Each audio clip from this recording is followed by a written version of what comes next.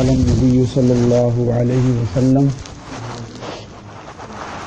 حق المسلم على المسلم خمس رد السلام وعيادة المريض واتباع الجنائز وإجابة الدعوة وتشميت العاطس. وقال النبي صلى الله عليه وسلم من شهد الجنازة حتى يصلي عليه فله قيراط ومن شهد الجنازة حتى يدفن فله قيراطان. رواہ البخاری. صدق اللہ العظیم. حدیث پاک ہماری چل رہی ہے جس میں یہ ہے کہ مسلمان کے مسلمان پر 5 حقوق ہیں. ان میں سے پہلا حق ہے رد السلام. جب وہ سلام کرے تو اس کے سلام کا جواب دیا جائے. اس پر بھی تفصیلی بات ہو گئی ہے. اور دوسرا اس کا حق ہے عیادت المریض. اگر وہ بیمار ہو جائے تو اس کی بیمار پرسی کی جائے. بیمار پرسی کے کیا احکام ہیں، مریض کے پاس کیسے جانا ہے اور اس کی کیا حکمت ہے، اس کے لیے کیا دعا کرنی ہے، اس پر بھی بات ہو گئی ہے.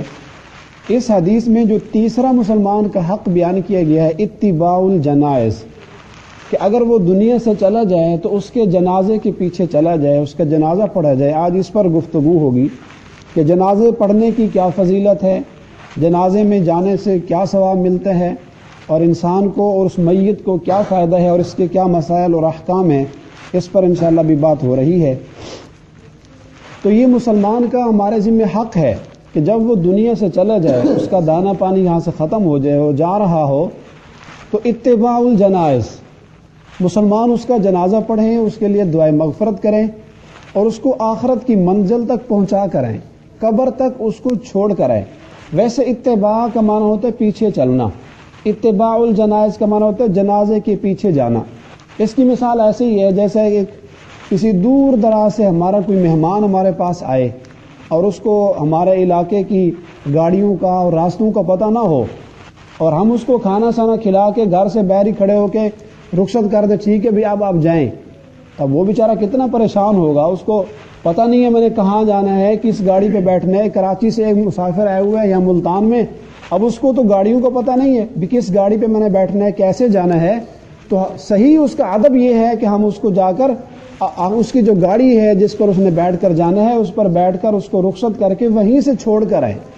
تو ایسے ہی جو آدمی دنیا میں آیا ہوا ہے وہ مسافر ہے.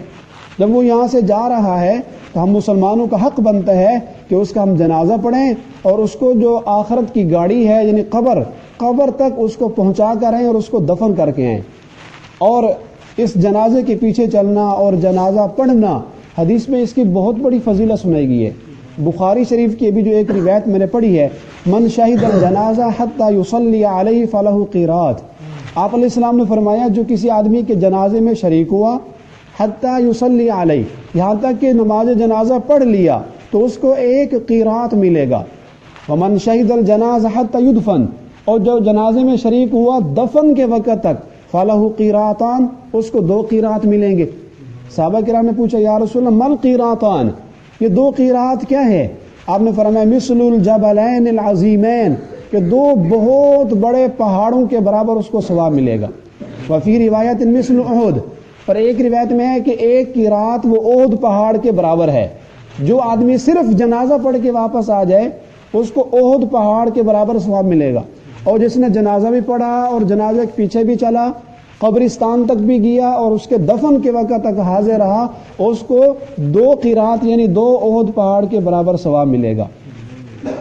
تو ایک اور حدیث میں آتا ہے کہ جب آدمی دنیا سے چلا جائے اور اس کا لوگ جنازہ پڑھنے کے لیے جمع ہوں اور ان کی تعداد 40 ہو جائے، یعنی جنازہ پڑھنے والے 40 لوگ ہو جائیں اور وہ اس آدمی کے لیے شفاعت کریں، بلکہ نہیں، اس حدیث میں ہے وہ 100 آدمی ہوں، جس کے جنازے میں 100 آدمی ہوں، یشفعون لہ الا شفعوا فیہ، اور یہ 100 آدمی جو جنازے میں آئے اگر اس میت کے لیے مل کر دعائیں مغفرت کرتے ہیں تو اللہ ان کی مغفرت قبول کرتا ہے اور ان کی سفارش اللہ کے یہاں قبول ہو جاتی ہے اور اس میت کی بخشش ہو جاتی ہے. اور ایک دوسری روایت میں ما من رجل یموت فیقوم علی جنازۃ 40 رجلا لا یشرکون باللہ شیئا الا شفعهم اللہ فیہ. اگر کسی آدمی کے جنازے میں ایسے 40 بندے آ گئے لا یشرکون باللہ، جو اللہ سے شرک نہیں کرتے، खालिसतन मुवहिद आदमी, अल्लाह को एक जानने वाले अगर 40 आदमी जमा हो गए और उन्होंने मैयत के लिए दुआ कर दी, शफ़अहुमुल्लाहु फीही, तो अल्लाह उनकी सिफारिश भी कबूल करता है, उसकी वजह से मैयत बख्शी जाती है। तो ये तो है उस मैयत को फायदा, जनाजा पढ़ने वालों की वजह से मैयत को फायदा हुआ। एक हदीस में 100 का लफ्ज आता है, दूसरी में 40 का लफ्ज है, तो इतने सारे लोग जमा हो जाए तो मैयत की बख्शिश हो गई। और इसके साथ साथ जो जनाजा पढ़ने वाले होते हैं उनको क्या फायदा होता है, तो हदीस में आता है उनको पहला फायदा तो यही हो गया कि उनको 1 क़िरात या 2 क़िरात उनको ओद पहाड़ के बराबर सवाब मिलेगा। और दूसरा फायदा इसमें यह है कि मैयत के जनाजा पढ़ने में मौत की याद आएगी। जब इंसान किसी को अपनी आंखों से देख रहा होता है कि वो दुनिया से जा रहा है तो उसको ख्याल आएगा। और ये जनाजा हज़रत अली रज़ी अल्लाह अन्हु से रिवायत है कि तुम्हारे लिए सबसे बड़ी नसीहत, सबसे बड़ा वाज ये जनाजा है। जिसने जनाजे से नसीहत नहीं पकड़ी उसके लिए और बड़ा कोई वाज नहीं है। तो पहला फायदा, उसको देखकर हमें भी फिक्र आखरत होगी कि ये जा रहा है और एक दिन हमने भी जाना है, तो मौत याद आएगी। और मौत को याद करने का हमें हुक्म दिया गया है। बुखारी शरीफ में हदीस है, अक्सिरू ज़िक्र हाज़िमिल लज़्ज़ात, कि मौत को ज्यादा याद किया करो, ये ख्वाहिशात को और लज्जात को कम करती है, ये तुम्हारी ख्वाहिशात को तोड़ देगी। और हज़रत आयशा रज़ी अल्लाह अन्हा से रिवायत है, उन्होंने आप अलैहिस्सलाम से सवाल किया कि या रसूल अल्लाह, शहीद के मर्तबे को कौन पहुंच सकता है? एक तो वो शहीद है जिसको अल्लाह के रास्ते में शहादत आ गई और उसकी जान अल्लाह के रास्ते में निकल गई, इसके अलावा कोई और आदमी भी है जो शहीद के मर्तबे को पहुंचे? तो आप अलैहिस्सलाम ने जवाब दिया, हाँ आयशा, वो आदमी जो रोजाना 20 दफा मौत को याद करेगा उसको भी अल्लाह तबारक व तआला शुहदा की सफ में खड़ा करेंगे। तो मौत को याद करना, ये इसमें भी हमारे लिए एक बहुत बड़ा फायदा है, हमें फिक्र आखिरत होगी। और दूसरा ये कि जो आदमी जनाजे में जाएगा तो उसको जब आखिरत की फिक्र हो गई तो ये आदमी दुनिया का सबसे बड़ा अक्लमंद आदमी कहलाया आप अलैहिस्सलाम की ज़बान में। क्योंकि आप अलैहिस्सलाम ने हदीस में हमें ये बताया है, अल-कय्यिसु मन दान नफ्सहु व आमिल लिमा बअदल मौत। आपने पूछा ना सबसे ज़हीन आदमी कौन है, सबसे अक्लमंद आदमी कौन है? तो हर एक साहबी ने अपना अपना जवाब दिया। तो आपने फरमाया, हाँ मैं आपको बताता हूँ अक्लमंद कौन है। अल-कय्यिसु मन दान नफ्सा, अक्लमंद आदमी वो है जिसने अपनी नफ्स को, अपनी ख्वाहिश को रोक लिया, अल्लाह के हुक्म के सामने ख्वाहिश पर अमल नहीं किया। व आमिल लिमा बअदल मौत, और अपने मरने के बाद वाली जिंदगी के लिए जिसने तैयारी कर ली, वो आदमी सबसे बड़ा अक्लमंद है। तो जनाजे में शिरकत से हमें फिक्र आखिरत होगी, फिक्र आखिरत से मौत की तैयारी शुरू कर देंगे तो हम सबसे बड़े कय्यिस और सबसे बड़े अक्लमंद आदमी बन जाएंगे। और इसमें एक सवाब हमें यह भी होगा कि हम उन वरसा को जिनको ये सदमा पहुंचा है, जब हम उनके साथ साथ चलेंगे, उनके जनाजे में भी होंगे, हत्ता के दफन तक भी जाएंगे, तो यकीनन ये सारा काम वो घर के आदमी तो नहीं कर सकते। 2-3 आदमी अगर घर के हैं, सारा काम वो नहीं निपटा सकते। तो हमने एक मुसलमान की इआनत की है और उनको हमने तसल्ली दी है, उनकी हमने ताज़ियत की है, उनसे हमने हुस्न सलूक की है। तो इन सारी चीज़ों का सवाब भी हमें मिलेगा। मुआवनत का सवाब मिला और तसल्ली का सवाब मिला, ताज़ियत का सवाब मिला और उनसे हमने एक अच्छा सलूक किया। तो इन सारी चीज़ों का सवाब हमें सिर्फ जनाजे में शरीक होने से मिल रहा है। और ऐसे ही जनाजे में शरीक होने के मसाइल ये है कि जब आदमी जनाजे में शिरकत हो, सबसे पहला मसला, सबसे पहली एहतियात ये है कि आदमी की नीयत खालिस होनी चाहिए। सिर्फ इस नीयत से जनाजे में शरीक हो कि इस मुसलमान का मेरे ऊपर हक था, मैं उसका हक अदा करने जा रहा हूँ, और दूसरा कि मुझे इससे सवाब होगा, हो सकता है कि ये मैयत अल्लाह ताला के यहाँ नेक हो और इसकी वजह से मेरी भी बख्शिश हो जाए।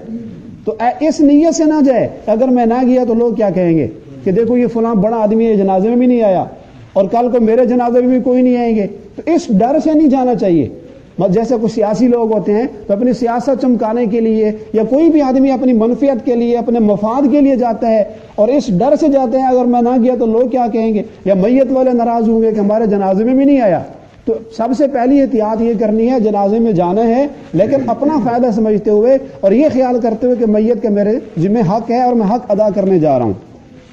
और इसी तरह हदीस से मालूम होता है ये जो 2 क़ीरात वाला सवाब है, 2 क़ीरात, ये उस वक़्त मिलेगा जब हम उसके दफन के वक़्त तक भी हाजिर रहेंगे। और सुन्नत तरीका और शरई तरीका भी यही है कि दफन के वक़्त तक हाजिर रहा जाए। बाद लोग कब्रिस्तान तक जाते हैं और वहाँ जब मैयत को नीचे रख दिया गया, उसके चारपाई रख दी गई, फौरन वापस आ जाते हैं। ये सुन्नत तरीका नहीं है। सुन्नत और मशरू अमल ये है कि उसके दफन के वक़्त तक हाजिर रहा जाए। آپ علیہ السلام کا عمل بھی یہی تھا کہ آپ آخری وقت تک وہاں رہتے، جب تدفین مکمل ہو جاتی تو پھر اپنے صحابہ کو کہتے فاستغفروا لأخیکم واسألوا له التثبیت، کہ اب اس کی تدفین ہو چکی ہے، اب تم اپنے بھائی کے لیے بخشش کی دعا مانگو۔ تو پھر آپ قبر کے اوپر کھڑے ہو کر گڑ گڑا کر اس کے لیے دعا مانگتے، واسألوا له التثبیت، اور آپ حکم فرماتے کہ آپ اپنے اس بھائی کے لیے ثابت قدمی کی دعا مانگو، فإنه يسأل الآن، ابھی اس سے سوال جواب کیے جانے ہیں، ابھی اللہ تعالیٰ کے یہاں پہنچ گئے ہے، تو آپ اس کے لیے دو چیزوں کی دعا کرنی ہے، ایک تو استغفار، دوسرا اس کے لیے ثابت قدمی کہ اللہ تعالیٰ اس کی بخشش فرما دے اور اللہ تعالیٰ اس کو تمام مراحل میں تثبیت عطا فرمائے، ثابت قدمی عطا فرمائے۔ تو اس طریقے کے مطابق اگر ہم جنازوں کے پیچھے چلیں گے تو اس میں ہمارا بھی فائدہ ہوگا، دنیا کا بھی فائدہ، کہ ہمیں موت کی یاد آئے گی۔ ایک اور روایت میں ہے وَاتَّبِعُوا الْجَنَائِزَ تُذَكِّرُكُمُ الْآخِرَةَ، کہ جنازوں کے پیچھے چلا کرو، یہ تمہیں آخرت کی فکر عطا فرمائیں گے۔ اور جنازے کا ایک ادب یہ ہے کہ جب آدمی کسی جنازے کو گزرتا ہوا دیکھے تو اس کے لیے کھڑا ہو جائے، یہ جنازے کا ادب ہے، اور جنازے کے پیچھے پیچھے چلا جائے۔ آپ علیہ السلام نے فرمایا اذا رأیتم الجنازہ فقوموا، جب تم کسی آدمی کا جنازہ دیکھو تو اس کے ادب کے لیے کچھ دیر کے لیے کھڑے ہو جاؤ۔ اور صحابہ کہتے ہیں ایک مرتبہ ہمارے سامنے مر بنا جنازتن، ایک جنازہ ہمارے سامنے گزرا، فقام النبی، تو آپ علیہ السلام کھڑے ہو گئے، فقومنا، اور ہم بھی اس کے ادب میں کھڑے ہو گئے، تو آپ نے فرمایا یہ جنازہ ایک یہودی کا تھا، اذا رأیتم الجنازہ فقوموا، جب بھی تم کسی کا جنازہ دیکھو اور وہ اس کو دنیا سے جاتا ہوا دیکھو تو اس کے ادب میں کھڑے ہو جاؤ۔ تو مسلمان کا ہمارے ذمہ یہ حق ہے کہ جب وہ دنیا سے چلا جائے تو اس کو رخصت کیا جائے۔